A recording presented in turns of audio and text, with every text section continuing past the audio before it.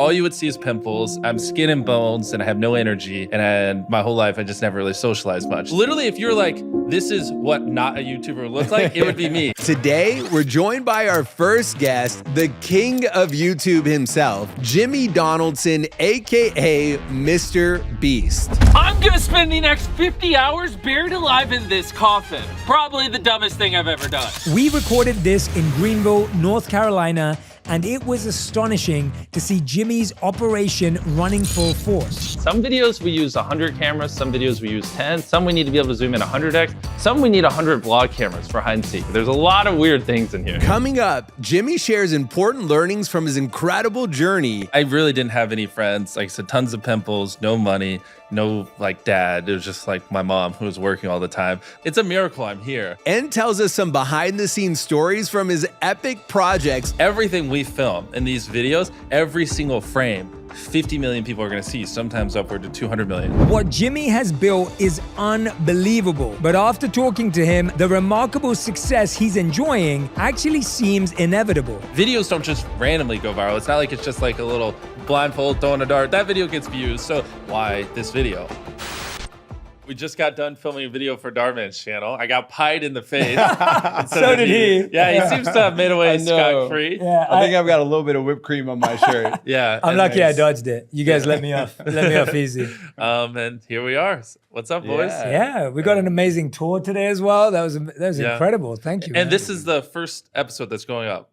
Yes. This is the very first one. Okay, so are you going to explain to them what they're watching? Like, Yes. what is this podcast? Yeah. We're We're going to let you do all that. Okay. All right. Well, this is the Dhar and Jay show. We are nice guys. We like to inspire people, and that's why we made a podcast. I assume, right? Something like that. That's not far off. Well, yeah, nothing to add. we were just talking to your team, and I was describing like why Dhar and I wanted to do this show specifically, and it was the idea that like there's a lot of podcasts out there that are controversial, they're pressy, maybe there's a bit of gossip there. Yep. And then there's a lot of shows that are dedicated to creators, social media growth, monetization. The gap that Dhar and I saw that we thought was really special is people know you as the creator, but a lot of people don't know you as the person. They don't know you as the journey you went on, the behind the scenes struggles. He's like, I don't like to talk about the Okay, so it's one of the more personal ones. We want to know more Jimmy than Mrbeast. Okay. Yeah, and that's kind of the theme for the Dhar and Jay show? Totally. To us, it's important that everyone who's watching, whether it's young fans of yours, of Dhar's, of anyone who's in our community, that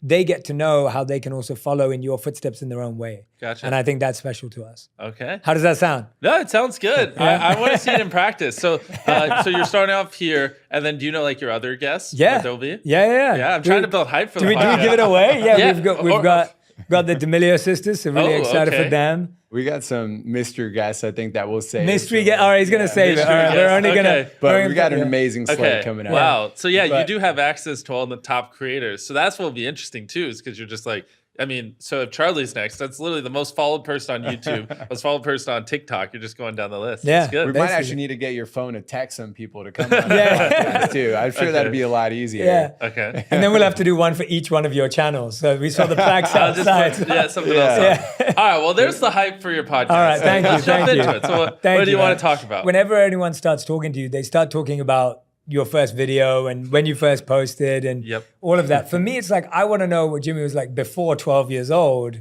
and what you were like growing up as a kid. What was you know, just, what were you like before that age? Because when I think about myself or Dhar thinks about himself, I was a kid who followed the rules. I was obedient. I was a teacher's pet. That's what I was before 10. To be honest, I've literally never had anyone ask me about anything before 12. Like my life basically started when I made my first video. Everything before that it's kind of like a blur in my head because it's almost like irrelevant. You know what I mean? Yeah. I remember one time my mom told me a story like she would put butter on my waffles, but it would melt, and I'd like throw a fit because I'd be like, "There's no butter on the waffles," when I was like 5. And so she'd have to put it on in front of me, or because if I didn't see it, I didn't think it was real. I just remember Legos. That story, I don't know. I was always just really obsessed with baseball, to be honest. Before YouTube, my obsession was baseball. So I was playing baseball like all the time. And it's literally when I dig deep back, it's just like all a blur. You know what I mean? That's so long ago. One of the things that we've seen talking to a lot of people together is that a lot of people are not living their first dream. They're living their second dream or something that came out of that. Like successful people? Yeah, like you look at like Dwayne "The Rock" Johnson, he wanted to be an NFL player and then he went to WWE, and today he's the highest paid actor in Hollywood. And with yourself, it's like, we've heard that you love baseball. Yeah, like I wanted to play baseball like in college and go on, but then I got Crohn's disease. And so I just gave up on that dream instantly. I was like, oh, well, this isn't a thing anymore. When I turned like 15, 16, I just randomly lost like 60 pounds. I started going to the bathroom like 20 times a day. I was in intense pain. And, you know, one day you can hit a home run. The next day you can barely hit it out of the infield because, you know, I literally just shrank down to like skin and bones. And over the course of like 3 months, and it's because my digestive tract started attacking itself. I got Crohn's disease, and yeah, baseball just kind of went out the window then. And how do you pick yourself back up? I mean, I know you're such a young person at that age, but like, how do you find motivation to try to go after whatever your next dream is? Or was YouTube not really a dream? YouTube was always it was like baseball and YouTube, so I did both. I loved, like, baseball was the thing I did, and then when I wasn't playing baseball, I'd make YouTube videos on the side. But then what kind of happened is once I got that, I was like, a lot of times I'd have to skip school because my stomach would hurt so bad, and I'd just lay in bed all day. And so it just was like, well, if I can't do this thing I love, I might as well do this other thing. Yeah. Right? And so that's kind of how it happened. And, you know, I might have sprinkled a few days in there where I was like, Mom, my stomach hurts, so I could stay home and make YouTube videos. So I might have leveraged that a little bit to get some more videos out the door. Yeah. But I mean, it was just kind of natural. It's literally just doing nothing in bed. Like, because some days you're just in so much pain, you can't really move. And you were an introverted kid, right? I mean, I think you're still, I guess that doesn't really change, right? So yeah, I know. Yeah, Jimmy and I, he came to our studio in Burbank. We had an amazing time. And we've talked a decent amount since. But from what I've heard, and we were just talking to Steele about this, that even, I believe your baseball coach was like, I don't think I heard Jimmy say like more than 2 sentences at any point. Yeah, people thought I was mute. We didn't have the best upbringing. Like, my parents were in the military, and I was just raised with my mom, who was always working because we didn't have tons of money. So like most of my life, I was just kind of home alone. Yeah. And we were moving a lot, like from Kansas to like Atlanta to Germany for a little bit to here because they're in the military being stationed. So yeah, I had no social skills. I also had horrible acne growing up. So like when I was 15, I was like skin and bones where I could barely move some days. Gosh. And I had like 50 pimples all over my face to the point where that was kind of like my identity. It was just like, why don't you wash your face? And I'm like, I don't know why I have so many pimples, which I think was correlated to the Crohn's disease because, you know, if you have problems in your gut, it shows up on your skin. Literally my face, when you looked at me, all you would see is pimples. I'm skin and bones and I have no energy.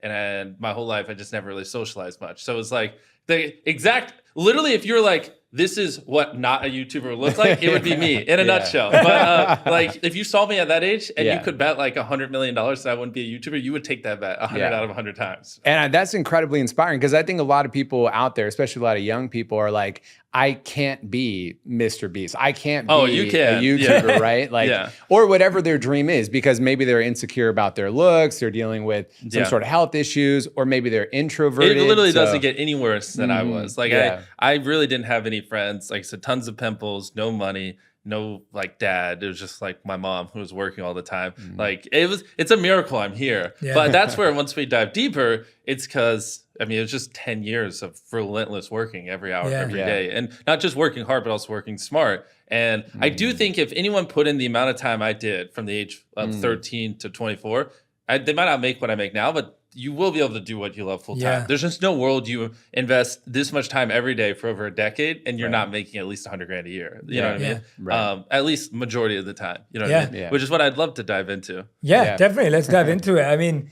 for me, what's fascinating is that you have this, you know, Crohn's disease can be really debilitating. Yeah. You're going through that. Like you said, you're making YouTube videos on the side. And in the beginning, your YouTube videos didn't have your face on it, right? Like you were avoiding that. I didn't want it because I had so much acne. Yeah. So you're making content. When people find out you're making content, you quit your YouTube channel. Like you like delete every video. Even worse. Yeah. I had a channel before Mrbeast, and after 2 years of doing it, I deleted the channel because like some of my friends started watching it that I had at the time. And I was like, oh, no.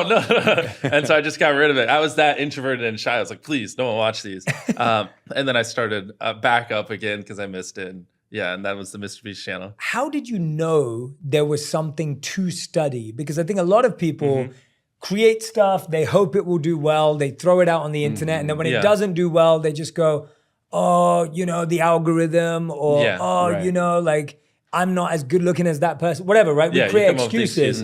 How did you know, A, there was something to study, and B, how did you learn to study it? Because I think that's almost more fascinating than what you study. Videos don't just randomly go viral. It's not like it's just like a little blindfold throwing a dart. That video gets views. So it was just like a quest for like knowledge on like why this video over a very, very long time. I can't point to any time specifically. You know, the biggest thing for me was when I was 18, I met some other just lunatic small YouTubers. Like these 3 guys who also had 10,000 subscribers, same size as me. But they were all just like me. They spent their whole lives doing this, but none of us made enough money to do it full time. And we just started doing mastermind calls every day. And so every day, literally right when we woke up, this was right when I graduated high school, we would get up and we just get on a Skype call and we just obsess over YouTube. We'd just find something to study. We'd be like, okay, well, we think people watching longer makes the video do better. Well, how do you make people watch longer? Well, you make this. And then you'd have like the little pyramid chart and it'd go and it'd go and it'd go. And next thing you know, you're like 20 layers deep and there's like a million things to study.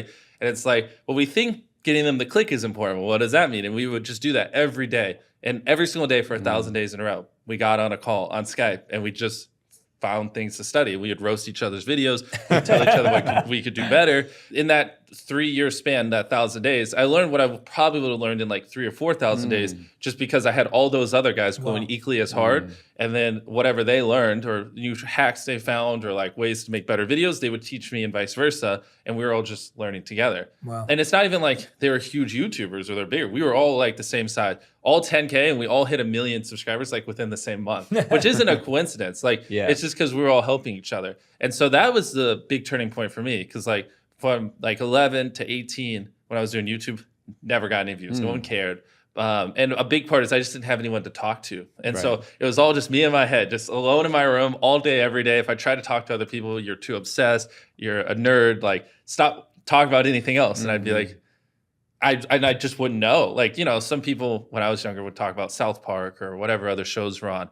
And I just would, like, I didn't find that entertaining. And I also didn't listen to music when I was a teenager because I thought it was a waste of time. So people would be talking about the new songs that come out, the new South Park episode, and they'd always like try to get my like take on it. And I just like wouldn't know what to say. I'd be like, you know, because like you say it a couple times, like, I don't think South Park's good. And then they're like, what? Like, what's wrong with you? And I'm just like, but I feel like that might be a little bit more accepted now. I feel like the whole entrepreneur grind. But back then, that was just kind of the thing. So it was like, it was just easier not to talk to anyone because I just didn't enjoy doing what people my age did. What I want to know from you, though, is you had this obsession with studying virality. Yep. Why is virality important to you personally? Depends what stage of my life. Right, right now, it's important because I have, you know, hundreds of people that depend on me and their families and, you know, even my mom and other people like that. So, you know, I got to maintain the business so I can pay my people. But back then, I really just wanted to do it full time. And like, well, how do you do it full time? You got to pull enough views. And so that's what naturally led it to that. And I also wanted to retire my mom. She was like the first person I hired because I knew she hated her job. So it's just like everything in life, right? Whether I want to be my own boss, I want to do whatever I want to do. Like I want to have fun with my friends. I want to be able to retire my mom or hire my mom, whatever, do YouTube. It all pointed to just get views and everything you want in life will kind of happen. You know what I mean? So it was just like this clear, easy goal. You know, this is what I want. And that's what sucks though. It's because from 11 to 18, I just obsessed over YouTube. And then when I graduated high school, I actually wasn't making enough to do it full time. Like I remember I graduated and I remember like, it almost makes me tear up. I remember like crying like one night because I wasn't making enough to do YouTube. And like the thought of like, I was literally considering going and getting a job at Hardee's to like make a little bit of extra money to buy more equipment. And the thought of like having to do anything besides YouTube, like just made me so depressed because I just wanted to sit around and just make videos. I was like, it might take 10, 20 years. Just let me keep going. I'm doing this. But my mom's like, well, no, either go to college or move out. I'm not just going to pay for you to sit in a room and, you know, chase this fairy tale dream, which makes sense because if I go to college, then I can get a degree and get a real job if it doesn't work out, whatever. So that's when things like clicked. I was like, oh my gosh, I'm 18. I'm only making like $200 a month. And I have to like go to college or do something. Something's got to happen now or I'm just going to, I don't know, I'm not going to be able to have this dream. So then I just started, because you have like 3 months summer, like not even sleeping, like every hour of the day. I'm like, it's do or die. It's like this or, because I had horrible grades in high school. I mean, it's not like I'm going to, you know, go get a normal job. So it's like, this is it. And I'm going like 15 hours every day. And, you know, college comes around, still not making enough, but it's like up to like 1,000, 2,000. So it's getting much better a month. And then like, I went to like college for like 2 weeks. It's a community college, not much money. And I remember just like sitting there one day and I just was like, the teacher was literally just reading out of the book. Like he was literally reading it. And I'm like, why? Like, why am I here? Like, what is this? I hate this with it. And I just got up and left. I just didn't go. But I still wasn't making enough to move out. Cause like, even if you make $2,000 in a month, you don't know if you're gonna make $2,000 the next month. Like $2,000 is not enough to like, be like, peace, mom. So then I just, every day I would act like I was going. And then I just sit in my car, edit videos. And I was just like, I'm going all out. I don't care. I can't. You know, me and my mom would argue a lot, and I'd just be like, will you do my homework for me? She'd be like, no, that's not how this works. I was like, well, I'm not doing it then. I can't. I'd literally rather sleep in a box outside. Wow. And then thankfully I had a month where I made $20,000. And then that's when I told my mom, I was like, yeah, I just made $20,000. And I moved out the next day. And thank gosh it worked out. Yeah. What was the difference in feeling in hitting 100 million subscribers and retiring your mom? Retiring mom felt much better. I think like as I get bigger, the more I realize like subscribers is literally just a vanity metric. I actually don't even care that much. Less than 1% of your views come from people clicking their sub box and then clicking on your videos. Most of your views come from homepage or suggested. Right. So like that number actually means nothing. It's like the only reason you would care is if you have just like a giant ego and you're just like, look, this number means I'm cool. So actually the bigger the number's gotten, the less I care. Like when I was younger, I checked that 20 times a day. And now I check it maybe like once a month. I'm like, oh, cool. We gained a couple million subscribers. Like it doesn't matter. You know what I mean? What matters is that we make the best videos possible and that people enjoy our videos. Yeah. Because if you do that, the number will go up. And I've kind of like learned throughout time. I used to obsess over different things. I want to make this money so I can hire these people, do these videos. I want to like, I want to have a high sub count. I want to have this. I want to have that. But what I've kind of realized for being a YouTuber is like everything you want will come if you just obsess over making the best videos possible. You'll make more money. You'll get more views. You'll get more subscribers. You'll get more recognition from your peers. You'll get whatever it is you crave. If you just make great videos, you'll get it. And so like ever since I pointed my focus on that and only that, everything just kind of exploded. Yeah, so true. Yeah, it reminds me that Jay and I actually went to a party to celebrate you that you weren't at. Wait, so that's how obsessive you are. Oh, really? So, Jay sends me a text and he goes, hey, there's a Mrbeast Rolling Stones party because you made the cover of the magazine. Text me from that, and then we get to the party. I'm looking around, I'm like, where's Jimmy? And then I send you a picture of like this huge cover that was blown up by the pool. And I'm like, we're here, where are you? And you're like, I'm recording a video working. You're like, get back to work. And I literally turned to Jay. I was like, maybe we should just leave and go like make some more videos or something, Yeah. So there's that level of obsession that you have. That's incredible. So now that you are running like this big business empire, do you kind of miss the days? Like when did you find more enjoyment and satisfaction? Like was it almost like more fun and creative when you didn't have so many people depending on you versus now like you being the CEO of multiple companies? I think everyone has this like grass is greener on the other side like thing in their head. Everyone always romanticizes the come up, but like even I catch myself sometimes like, man, this is so much easier when it's just me in my room. But it's like, no, it wasn't. I was making $100 a month and struggling for money and like literally stressed out of my mind 24/7 because I didn't know what I'd do after high school. Like that sucked. You know what I mean? So I think most people, if they really think about it and actually role play the moments in their mind, they would rather be where I'm at now than on the come up, obviously. Yeah, that's a great answer. But you still live in your studio. You don't live like a lavish lifestyle or anything. That's just never been an important part to you. Yeah, and that's where, but I think it's important you try that stuff to know. Like I bought an i8 for a couple months one time, which is like a nice car. And I didn't care. It literally did nothing. So I sold it. And I tried living in a nice house and like I didn't buy one. I just like kind of like rented one. And I didn't like after a week, I was like, there's just so many empty rooms. Why do I care? Even like designer clothes, like being around other YouTubers, they always used to wear like $5,000 shirts or whatever. So I was like, oh, maybe that's cool. I'll try it. And then I bought it and I was like, oh, this is lame. And then someone robbed my house and stole all my stuff. So they got rid of all my designer clothes for me, which was actually very convenient because I didn't want them anymore. And I didn't really know, like, do you give like a Gucci shirt to like Goodwill or something? I don't know what you do with it. Yeah, I think it's important you try all that stuff. So then you actually know like, oh, this is pointless. Who cares? You know what I mean? But if I didn't, in the back of my mind, I would be like, oh, maybe having a fast car would be cool. Or, you know, having a mansion would be nice. You know what I mean? I want to go back a little bit because you were saying that you always like to give value, you like to share ideas with people to help them do better. And there was something you said on the Joe Rogan Experience where you said that you'd love to go into depth on this, but you didn't.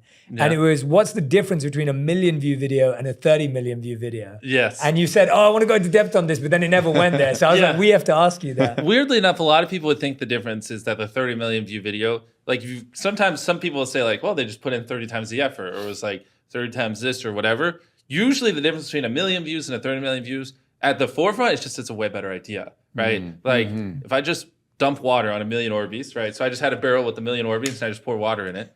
That got 1 million views. And then I had a different video where I took 1 million Mrbeast, I filled my friend's car and then pushed off a cliff and gave him a new one. Or even just filled his car. So it's kind of similar. Just same 1 million Mrbeast, but one's just me dumping water, just going, look, the Mrbeast blew up. Then this one where I'm surprising my friend with his car full of 1 million Mrbeast, even though that might be rude, but I would buy him a new one, but whatever. Like, that's so much more interesting. That's just a better idea. Both require 1 million Mrbeast. Both are relatively the same effort. Like, maybe the car one is a little bit more effort, but that's like an example of a video that could get 30 times the views of the other one. And so I think at its foundation, it's just a better idea. It's more interesting. And better ideas don't always mean more work, which I think once that clicks in your head, you're like, oh, I should brainstorm ideas more. Yeah, I love that. The kind of questions that you asked when you came to my studio, I was telling Jay about this. You just think different. Like most people want to see, oh, the cool studio sets and what the office is like. Your question was like, I want to see what the ideation process is like and how those creative meetings happen.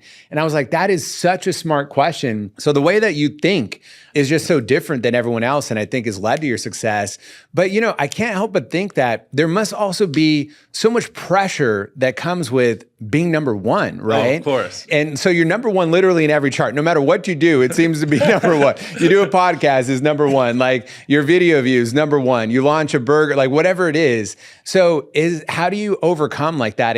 Is there like an anxiety that comes with being number one where you have a fear of losing it? And how do you keep outdoing yourself as well? Yeah, that's a great question. Because like for the main channel, every video gets at least like 50 million views now. Right. So like everything we film in these videos, every single frame, 50 million people are going to see, sometimes upward to 200 million. So like there is a lot of stress with that because like if we film something I don't like it, you know, it's like, gosh, a lot of people are going to see it. Or like if I have a video that only gets 30 million views, my channel's dying. And Twitter loves to tell me that. You know? Like, you know, everything has to be like perfect, great. Or if I just have like one scene, one video that's a little off, like, you know, I'll get thousands of comments and thousands of tweets of people just being like, yeah, this isn't your best work, or Mrbeast is getting lazy or whatever, which is fine. I don't, it's part of it. You probably don't want to be in the spot I'm in unless you just enjoy the pressure because it's everything. People read in, like even like if Carl's like in TwitchCon for a video, so we film a video and he just couldn't make it. People are like, theorizing, Carl's out the gang. Mrbeast is replacing Carl. Oh my gosh. With Dhar Jay. Also, he got lazy. This 10-second bit was a little worse. Also, this channel's dying. It got 30 million views. Gosh. Or whatever. You know, so like every little thing too, people like to take out of context or whatever. We're doing things that have never been done before, but people have also normalized to it. So like me giving away $1 million now is like the equivalent of anyone else giving away 10 grand. Yeah. It's just like, I don't know, people just don't care anymore. Not that they don't care, but they're just like, it's just normal. You know what I mean? So everything we do, but I also like to just naturally make the videos bigger and bigger, but they're already bigger. And then I do something like Squid Game, and I'm like, oh, that was cool. And then now I want to do every video like Squid Game. And so, yeah, it's a lot. The answer is a lot of pressure, nonstop. Yeah, and you know, I'm just curious as to how you overcome that, because I remember when I was first started filming, I was in my videos, and I would see some mean comments, and I'd be like, am I even on the right career path? Like, I'm sure there's a lot of young people that are so terrified as to like what their peers and classmates think. Even like adults, right? You're just constantly worried about this judgment, and I think that's what's preventing people from like even going after their dreams or having them quit too early.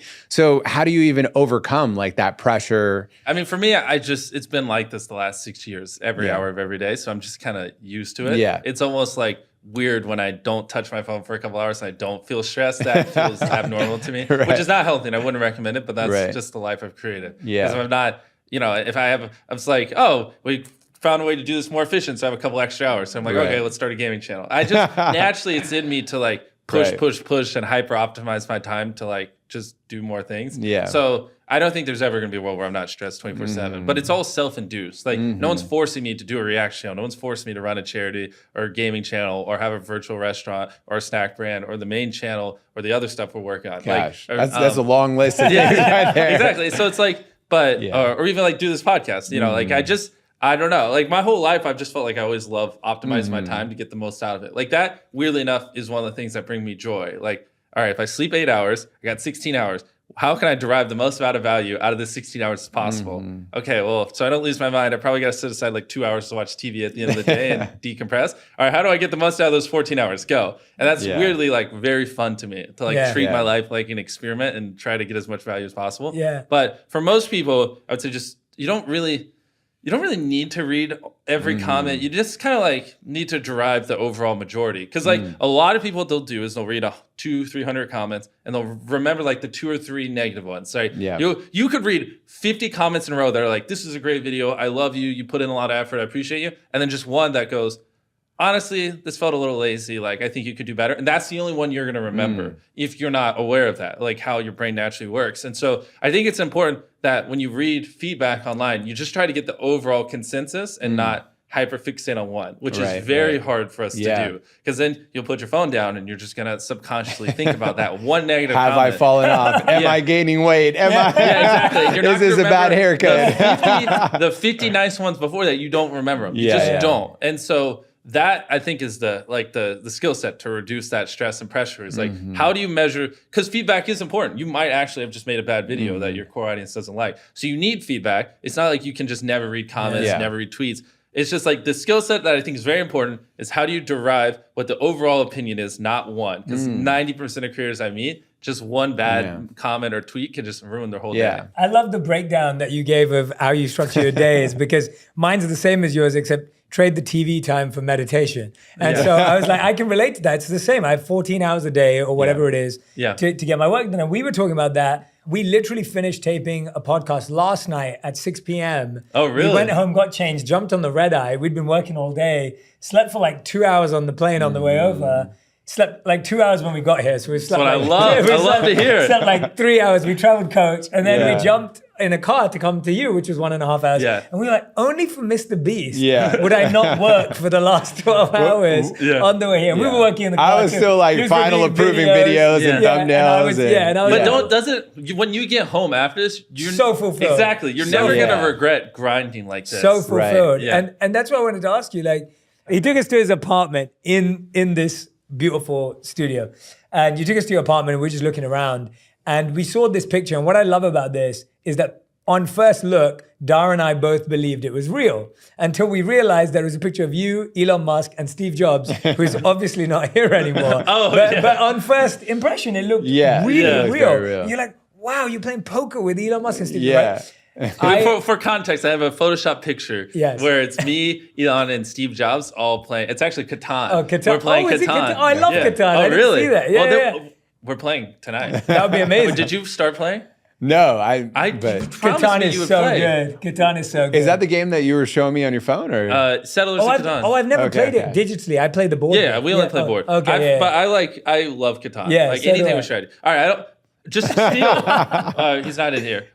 Someone remind us Catan after this. Okay, anyways. So you're talking about the my skills are based on what Lily Singh taught me. So Lily Singh taught me how to play Catan. So that's where my skill level is. Okay, well then I'm going to destroy you. I've probably played 1,000 games of Catan. Anything with strategy and competitive, I love. And that when I found a board, because like Risk is too luck-based and Monopoly obviously is very luck-based. So I never really got into that stuff. Chess, the problem with chess is the better you are is directly correlated to the amount of time you put in. And I don't like games like that because then it's just like, okay, well, if you beat me, that just means you have more time than me. Like, what do you want me to say? Whereas Catan, there's definitely a ceiling, and then it's just like, it's a good mix of strategy and luck where it's not like you have to play 10 hours a day to be good. So that's why I like it. Anyways, the photoshopped image of Elon and Steve. Going back to that question. Okay, now I have 2 questions. So the first question is, Elon, Steve, and you play Catan. Who wins and why?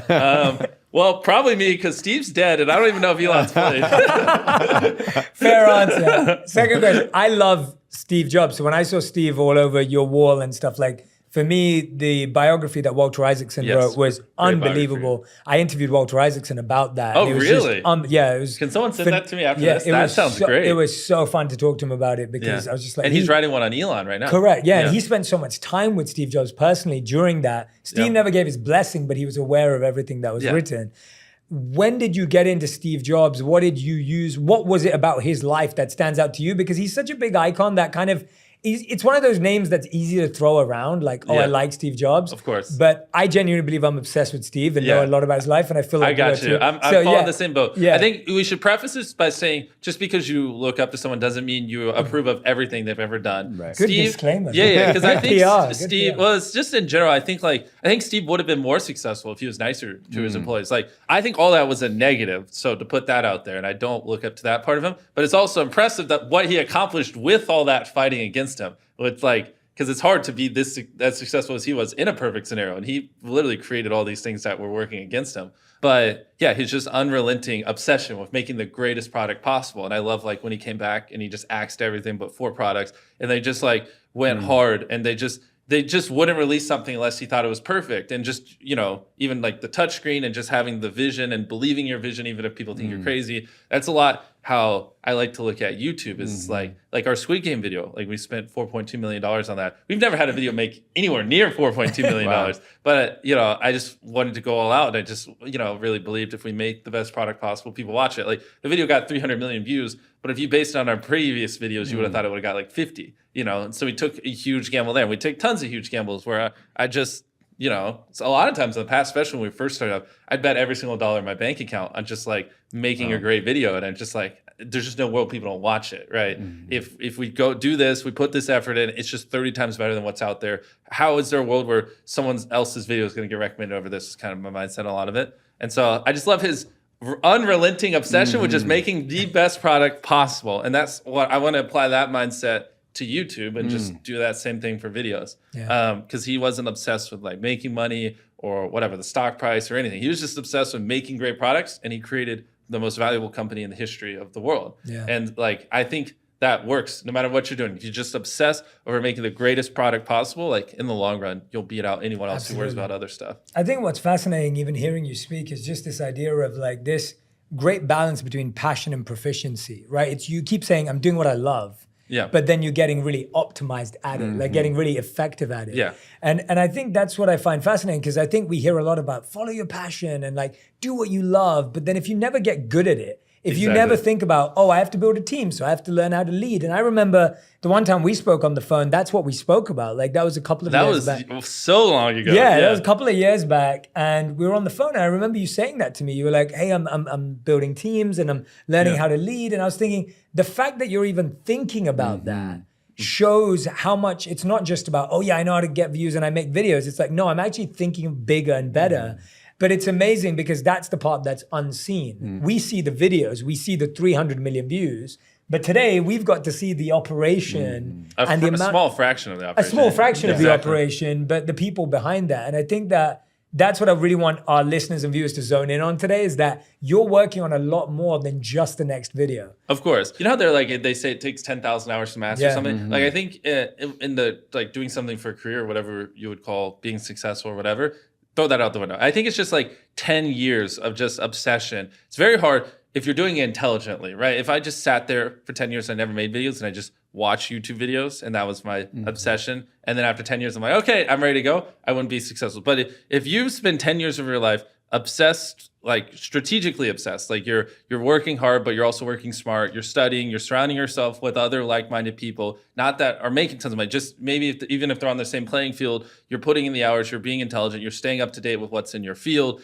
and you're really, because I don't want people to think it's just a fact you put 10 years in. It's also got to just be intelligently invested time and knowledge, and also just rolling up your sleeves and doing the thing. And if you do that over the course of 10 years, it's just very hard for someone to come out the other end, not I don't know, semi-successful in that field. This is advice for the average person, right? You're going to find anomalies where someone hates what he does and makes hundreds of millions of dollars and blah, blah. But on average, you have to love what you do, because it's going to take you a long time frame, like 10 years, to get where you can do it for a job. And if you don't love what you do, you're going to quit after year 2 of not making money, or year 3 or year 4. And that tends like an average. Some people it's going to take you 20 years. Some it's going to take 5. You know what I mean? It's very hard to find someone who grinding content for 10 years, surrounded himself with other like-minded people, really worked intelligently and smart, and like tried to improve something every single video. They improved something, and they just were really obsessed over that long of a time frame, and isn't making it at least more than the average American. You know what I mean? Yeah. And so I think that's like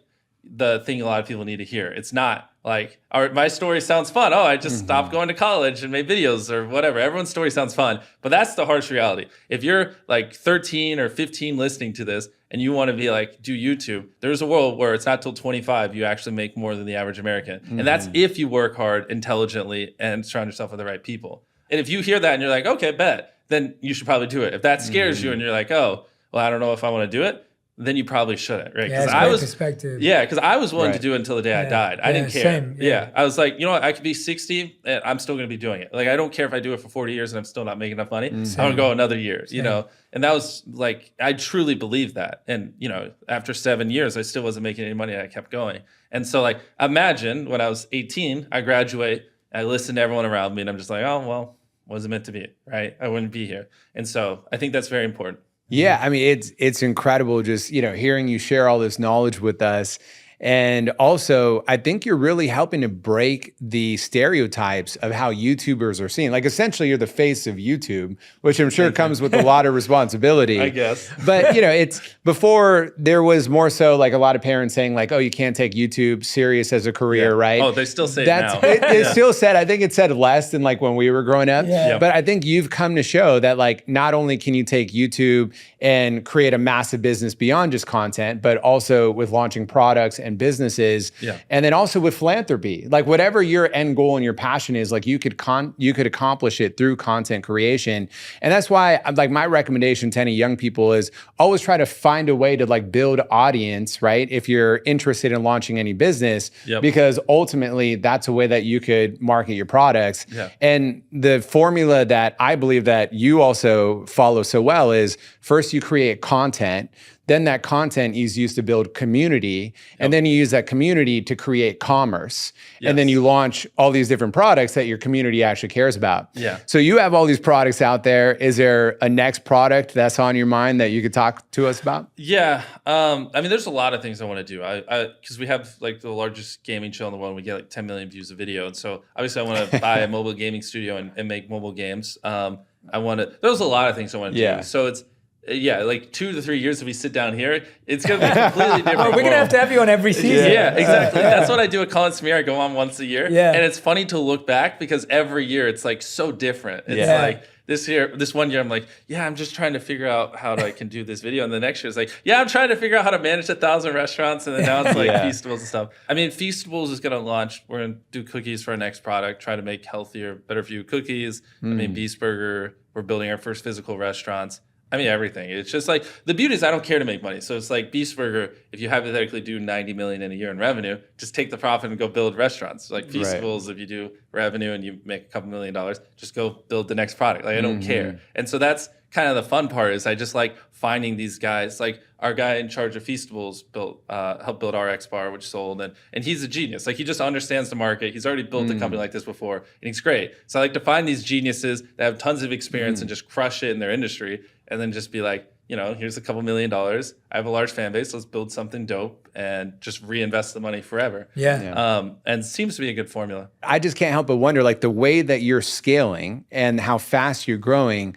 Eventually, I'm guessing, I mean, this is going to either lead to a public company, or it's going to lead to some acquisition or something, or I guess you could run it yourself. But so what happens when you have like a board of directors now that are sitting with you and says, Jimmy, you went over budget on this video. Like, we're going to have to. Well, I mean, FaZe Clan went public, and that was really cool to see, because they're just below $1 billion. I don't know. When this goes up, they might be a couple hundred lower, a couple 100 million higher, whatever. But in general, they went public. It's being well received. So yeah, there is a world we might go public one day, but I will never do anything where people can tell me what I have to do. And it also, like, if Mrbeast went public, it's like Mrbeast is me. So it's like, you know, that wouldn't be authentic if there's a board that could tell me. You wouldn't hire a John Scully that could kick you out. But there's like things like the guys who founded Google, they have like Class A shares where like one share is like 10,000 times more voting rights than a normal share. So even though they don't own much of the company, they still control it. So like, obviously we would do something like that. You know what I mean? So you've hit the 100 million on YouTube. So is 100 million on TikTok next? Yeah, that's what I want to do. We've been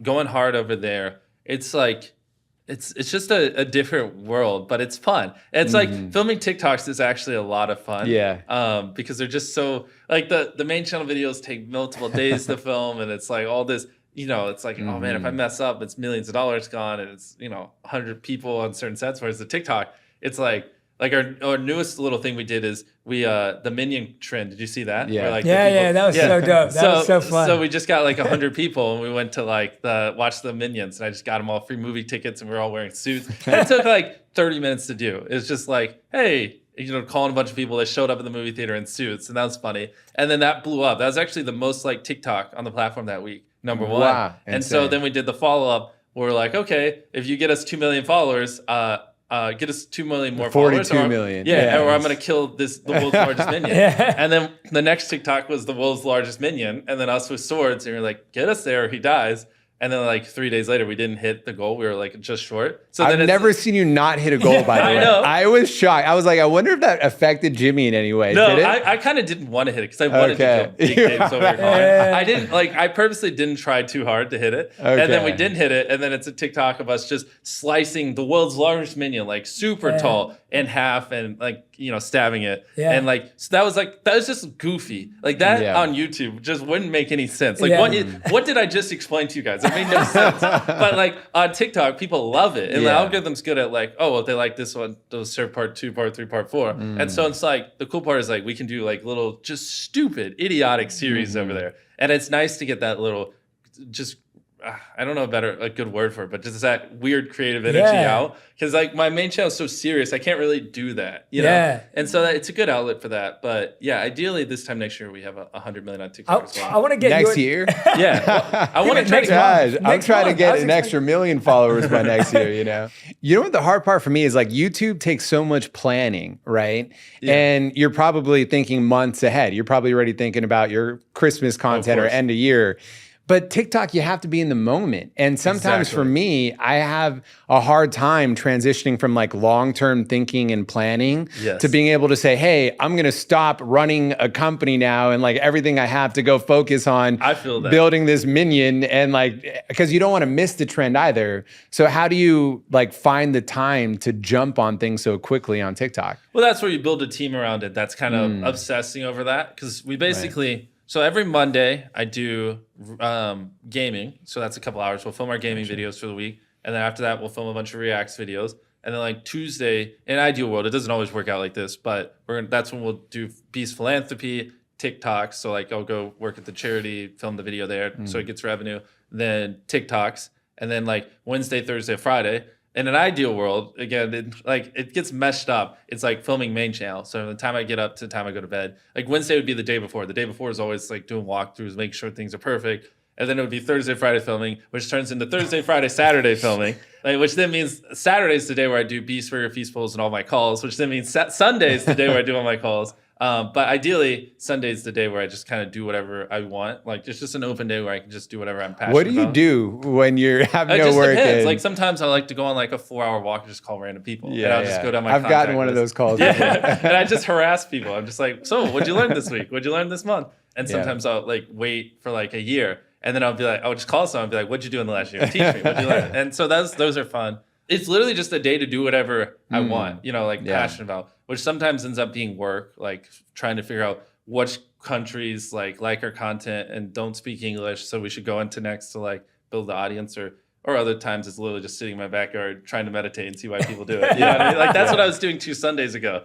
I just was like challenged myself to like put my phone down. I just sat in the grass and do nothing for an hour and not think about How did it go? It was hard. It was very hard. It was fun. We can work on it. I felt good at the end. I felt like it's like my life is like this, so much crap getting thrown at me, and then it like kind of mellowed out. But then instantly, the second I picked up my phone, it went right back to it. Then I was like, well, does that kind of just defeat the purpose of it? Because it's just like a little break in the stress, but it doesn't actually fix it. You know? But anyways, it's like stuff like that. We could literally talk to you. I know. This is so fun. Like this is without a doubt the most fun I've had in such a long time. And I love it because we've been having so much fun doing this, but being with you is just electrifying. It's amazing. Thank you. In so many ways, like deeply, emotionally, but also just in terms of having fun. Now I understand why I finished number 2 last year. and I can't wait. I just can't wait to do this with you, like for years, and to just log this in as a team on this show. But we're gonna end with a rapid fire round. There's gonna be a button in his room by next one for sure. We're gonna end with a rapid fire round because I know I'm being mindful of the fact that you've got to go launch this massive video. This 36 minutes. This will take 5 minutes. So we're gonna dive in. Should we do that? Unless you had any other things. No, that was great. It was amazing. Unless you feel you didn't share anything. No. Okay. All right. Let's do it. All right. Rapid fire with Mrbeast. So if you were to have dinner with Elon Musk and could only ask him one question, what would it be? Oh gosh, I would probably ask him, how do you manage your thoughts, honestly? Because he has so many companies. Like, how does he just like organize his brain without it exploding? If you could have shared anything with Steve Jobs, not a question, but shared something with him, what would you have said? Oh God, I would just want to like the book, because obviously everything we know is secondhand. So I've seen every interview he's done. I've read his biography. I've seen all like 4 movies. I would more just be curious, like, is he actually how it's portrayed, or is it like just a little different? You know what I mean? Because like everyone, you know, even you guys sometimes, like you're different when you're around your wife than you are when you're around us. Like I'd love to see Steve in just a truly relaxed moment and then just pick his brain. You know what I mean? So you're playing poker with 4 people. Okay. And so you're one, Steve Jobs the other, Elon Musk the third. Who's the 4th person? Oh. Or Catan. Yeah, Catan. Yeah. It's probably would be someone just weird. Like, have you ever heard of the podcast How to Rule the World or How to Take Over the World? No. Oh, it's a good podcast where it's like he just basically reads all the biographies of like people. So like he'll read every biography on Napoleon and then just make like a little 2-minute podcast about it. And he does that for people who. And so like there are actually some weird ones like Julius Caesar or like like someone like him, just like to pick his brain about like what life was like back then, and like you know when he was like 23, he's like would compare himself to other people, or I don't know. It's like there are like a lot of weird, probably Julius Caesar. Weirdly enough, just because I just listened to that a couple days ago, and how he just like basically conquered the entire known world and never lost a battle or anything like that. It's just very cool, you know, to pick his brain. What happened when you tried lucid dreaming? Honestly, that is something I regret not pursuing further, because I don't think it's as effective for like generating ideas, which is why I gave up. Like, because I wanted to get it where I could think of ideas. This is when I was really hyper optimizing my time. I wanted to brainstorm ideas while I was sleeping, because I hated that those 8 hours weren't producing much. And I found that it was just like, I don't know. I don't think it's as good at like doing work. Like, I think it's good for like maybe if you want to calm yourself down or dream about certain things, but like I found that I couldn't, shocker, make myself work in my sleep, so I kind of just stopped. So that was like the end of the journey for me. So I know your goal is to give away all your money before you die, but before you do that, do you think you're going to be the world's richest man one day? Well, the beauty is if you come into money at a young age, you have time to compound. So like even if I just like stopped, sold everything, and just like took all the ad revenue, invested it, like it's going to naturally grow over time. So there's a lot of advantage of coming into money at a young age, because compound is, like they say, the 8th wonder of the world. So I don't know if it's the richest. It's not even really my goal, but I think there's a world where, I'm up there just because I was so fortunate to come into this much attention and money at a young age. You know what I mean? But also, if I ever did have that kind of money, I probably would just start giving it away, because like there's no point in sitting on it. It's just like hard. Is it liquid money or is it in stock? Because if it's in stock, then you need to hold it so you own control of your company, so you can't. But if I had $100 billion laying around, like we'd probably do something like, you know, for the next year, no one's allowed to starve to death, or, you know, on the planet, because like, why not, you know? Yeah. How'd you come up with the name Mrbeast? That was just like my Xbox Live gamer tag when I was younger. So it just like gives you a random name, and mine was like Mrbeast 6000, and then I just dropped the 6000. And you kept it because it just felt right. Well, it's like all throughout the years, I used to be Beast, and then like at one point I was like Mr. Random, because my videos were so random. I was like, and then I was like, that's cringe. I went back to Mr. Beast 6000, then Beast 6000, then I dropped to 6000, then I went to Mr. Beast, and I was like, okay, this is cool. Because there's a different channel called Beast, And so when you would search Beast, he would pop up before me. So I was like, crap. And so then I put the Mr. back on, and then I just kept it. Nice. I know we've asked about like the entrepreneurs that you look up to, but is there any dream collaboration with like an influencer or celebrity that you want to make happen? Apart from Elon, obviously. Yeah. You guys, right?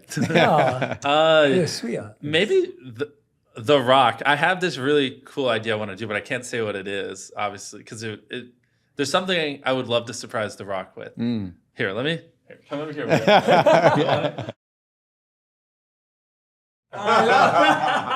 That'd be so dope. Yeah, I think that'd be fun. Amazing. That'd be so dope. We can make that happen. We should be able to make that happen. Yeah, I'm trying to get in contact with this team. But yeah, that would be fun. Yeah, we should be able to make that happen. That's possible. I love that. I'm sure he has like his kids or nephews or nieces that all watch you. I'm sure We're working on it. We're working on it. Yeah, I love it. All right. Is there an afterlife? That's the most scary question of all, because if you don't believe in an afterlife, then if you die, as the light slowly fades out, you just see nothing forever. Like, that's terrifying. So I don't know, to be honest. Literally every hour of the day the last 5 years, I just woken up and obsessed over how to make the best YouTube videos possible, which again isn't healthy, and I wouldn't recommend someone go this hard, but I physically haven't even put an ounce of brain power into thinking of that kind of stuff. And I do want to later in my life. I would love to study all religions and like travel the world and do that kind of stuff because it's interesting. But like you asked me, that's probably the first time in 3 years I've even thought about like life after death. You know what I mean? Yeah. You probably, if there is, you'd probably be making YouTube videos. There's a YouTube afterlife. I'm curious just about, personal life, relationship life. Like, is there someone special? And if you don't feel like answering that, when do you see yourself settling down, and do you want to have kids? Yeah, well, I have a girlfriend right now. She's great because she's weird like me. Her idea of a date would be like listening to a podcast or reading a book, which is very hard to find. So I'm happy. Kids, I don't know. I mean, maybe a dog. That sounds a little bit easier because I don't feel guilty if someone takes care of it for me in my off time. But no, I don't see a world where I have kids in the next 10 years. That's honestly, my answer would be a straight up no, except for the fact that Steve Jobs had kids, Elon's popping them out like crazy, Bill Gates has kids, like all these people that are very successful, even people who aren't even at the top, like all the way down the ladder, billionaires or just people who built cool things, all have kids. So it's like there's clearly something there. My answer over the last few years has gone from hell no, never to like, okay, well, maybe there's a reason, Yeah. I like the afterlife question because that really teed up something. I wanted to understand about, what's been your belief in God? One day I really do want to study every religion on earth, but it's like kind of hard to be the top of your field while also putting that kind of, because like I'm not the kind of person that would just pick one and that's the religion. Like I would have to study every single one of them, come to my own conclusion, probably even take parts from certain ones. So it's like, I don't know. At some point, we should just go on a, we get it still. At some point, we should just go on a spiritual retreat. Yeah, and final question, what's the best podcast you've ever been on? This one, clearly, by far. Joe Rogan's here. Dhar and Jay. So I want to say Jay and Dhar. Dhar and Jay, way up here. We love you, man. You are not only entertaining, you are an entertainer. And Thank you. We love this. I appreciate it. Well, more importantly, I hope we added value to a lot of these kids' lives. Because I think like, a lot of people give advice and they make it very hyper-specific to them, or they're like, well, I did this, so you do it, you'll be fine. I think like the advice we gave was very practical, 100%. like not biased, or maybe a little biased, but like in general, this is some of the best advice you're ever gonna get. It's hard, it sucks. If you don't love it, you're not gonna do it for 5 to 20 years. That needs to be your takeaway. And like if you can't picture doing what you're currently doing for the next 20 years and not making it, then like there is a reality you won't, you know what I mean? And more than likely, I'd say the median's 10, but there's still a world where it could be 20, you know what I mean? And like, so you just got to accept that. And if you love something so much that you're willing to do it, I think go for it, go all in. I do think it'll work out eventually. Yeah. I love that. Love that. It's beautiful. Mr. Beast. All right. There we go.